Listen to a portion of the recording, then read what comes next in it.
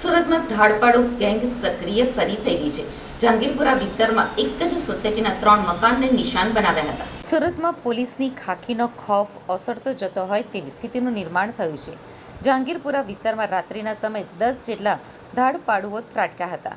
દરવાજા તોડવાના સાધનો સાથે આવેલા ધાડપાડુઓએ 3 મકાનોને નિશાને લીધા હતા.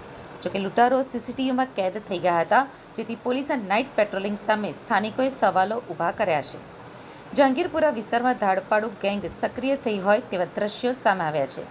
પોલીસના ખૌફ વગર લૂંટ અને ધાડ પાડવા 10 જણાની ગેંગ થઈ છે સક્રિય. જહાંગીરપુરામાં આવેલ બીઆર પાર્કમાં લૂંટ કરવાના ઈરાદે ગેંગ ઘૂસી હતી. લૂંટારૂ દ્વારા બીઆર પાર્ક રો હાઉસમાં 3 મકાનોને નિશાને બનાવવામાં આવ્યા હતા. લૂંટારૂએ સાધન વડે 3 મકાનના દરવાજા અને નકુચા તોડી ઘરમાં પ્રવેશ કરી લૂંટ ચલાવી હતી. અચાનક જ સ્થાનિકો જાગી જતા લૂંટારૂઓ બાજુના ખેતરમાં ભાગ્યા હતા.